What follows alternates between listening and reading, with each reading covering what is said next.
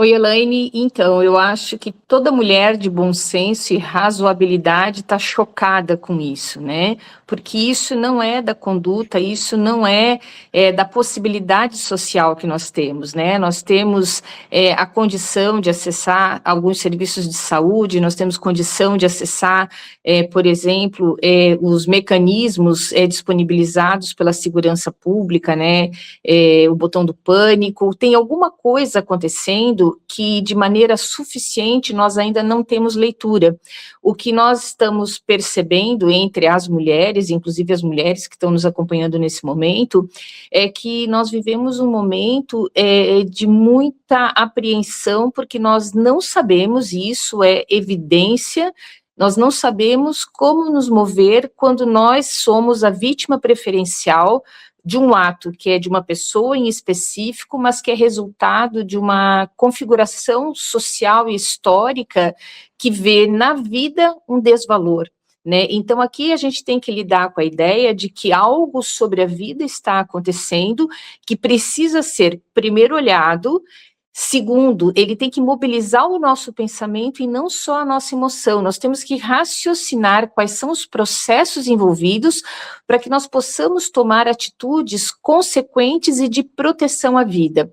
É claro que tem uma condição histórica que está agudizada nesse momento de que matar aquele que para mim é uma obstrução, ou aquela que para mim é uma obstrução, que me impõe um nível de frustração com a qual eu não estou interessado em lidar, aí nós temos que olhar para esse interesse em lidar com as frustrações. O que a pessoa ganha quando ela lida com as suas perdas? E o que nós estamos percebendo é que no ciclo cultural da educação e dos valores sociais, a vida tendo o seu valor diminuído, aquelas pessoas que estão mais próximas no campo de relação são as mais imediatamente afetadas.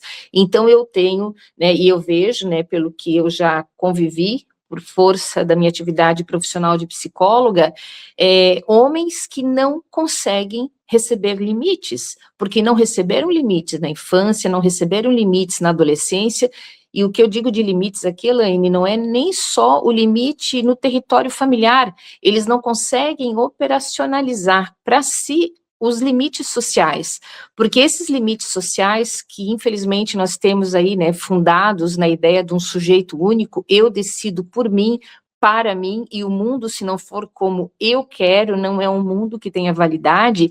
Então esse raciocínio em torno da cultura, da criação dos meninos e das meninas, produz nos homens um senso de que eles podem tudo, inclusive tirar a vida daquelas pessoas que eles dizem desejar e amar.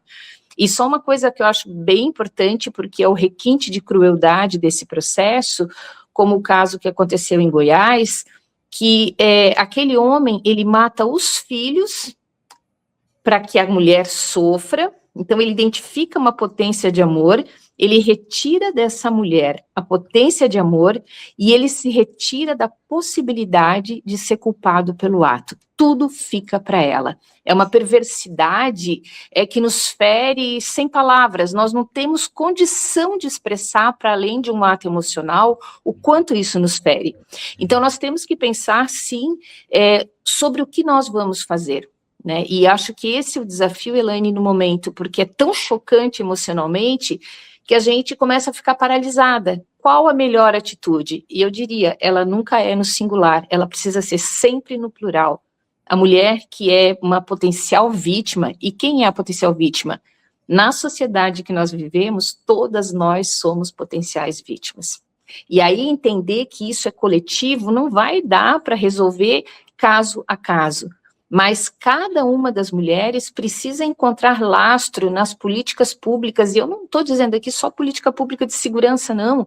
A gente precisa de psicólogo em posto de saúde, a gente precisa de assistente social dando amparo dentro das políticas públicas àquelas mulheres que são chefes de família, que carregam a casa nas costas e ainda precisam carregar a inoperância deste homem com quem ela vive ou com quem ela viveu sobre as suas próprias emoções. Então, aqui a gente tem que construir ações cada vez mais consistentes no campo da coletividade, para achar um caminho possível para todas nós. O que a gente tem percebido, Elaine, de colegas que trabalham muito diretamente com a questão das mulheres vítimas de plurais violências, né, a violência dos homens com quem elas convivem, ou de suas companheiras, quando é uma relação homoafetiva, essas relações marcadas pela brutalidade têm a ver com um empobrecimento na construção de significados sociais coletivos. Então, uma coisa a se fazer é construir redes de convivência, redes de troca, redes de apoio, de socorro,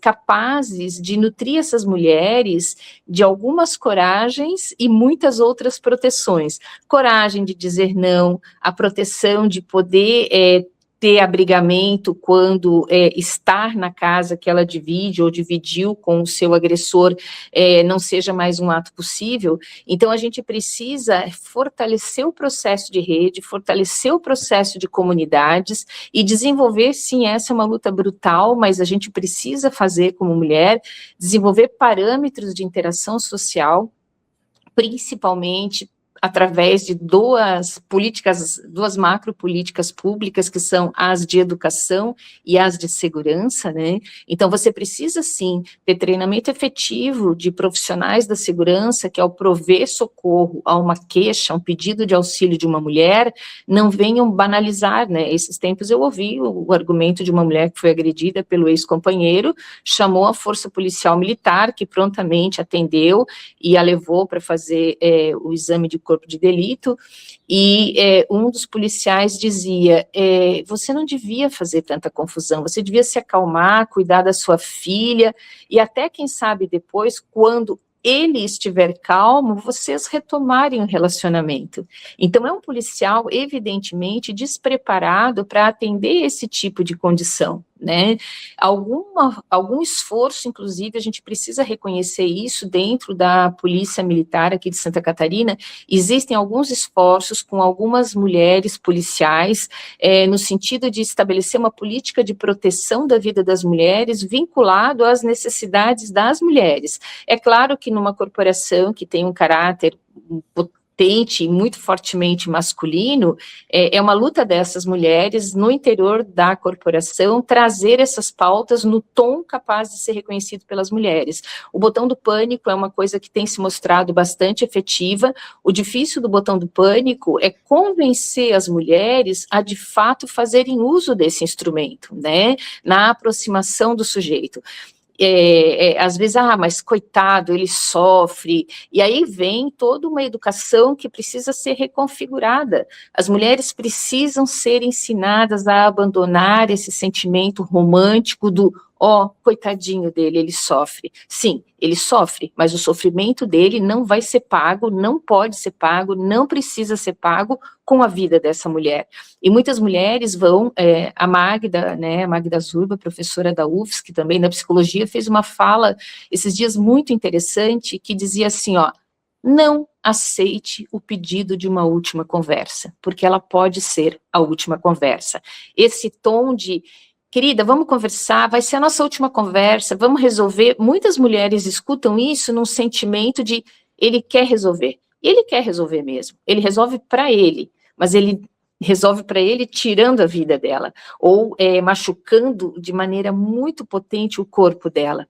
Então, esse mantra do nunca aceite essa última conversa é uma coisa que nós temos que ensinar as meninas a repetir, as jovens a repetir, as mulheres velhas a repetirmos. Por quê?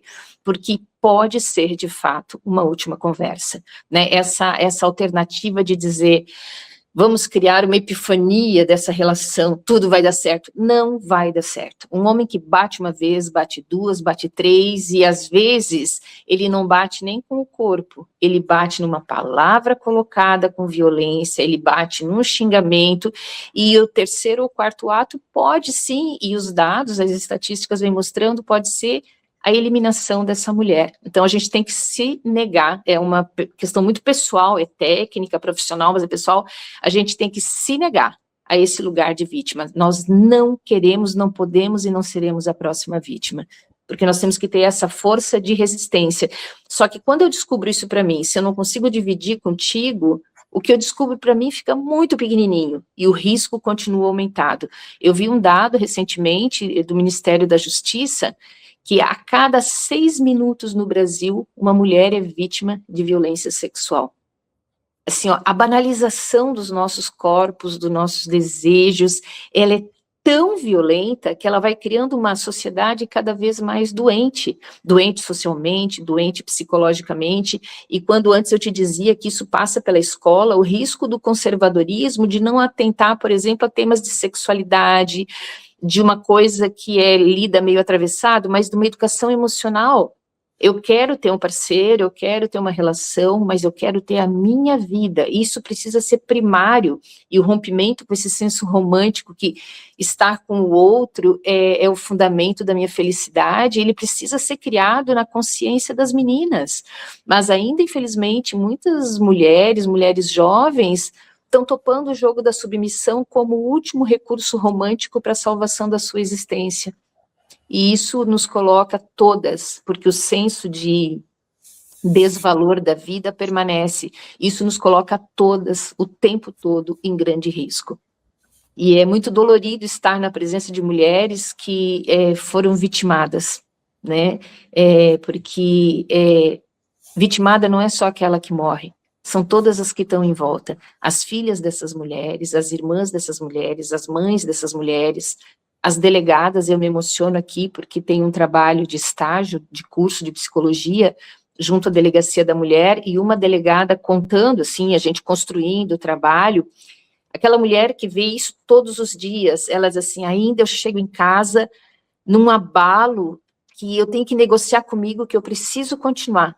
Né? Então, assim, as próprias profissionais da área da segurança pública, num nível de sofrimento, porque vem uma irmã, vem uma outra nessa condição de sofrimento. E aí, Elaine, tem uma coisa impressionante, assim, que eu tenho percebido, né, na tarefa da minha profissão, não são só as mulheres pobres especialmente, as mulheres pobres e pretas, as mulheres pobres, pretas e periféricas, mas as mulheres de classe média, professoras universitárias, empresárias, são vítimas desse nível de violência que nós vamos ter que descobrir um jeito de lidar.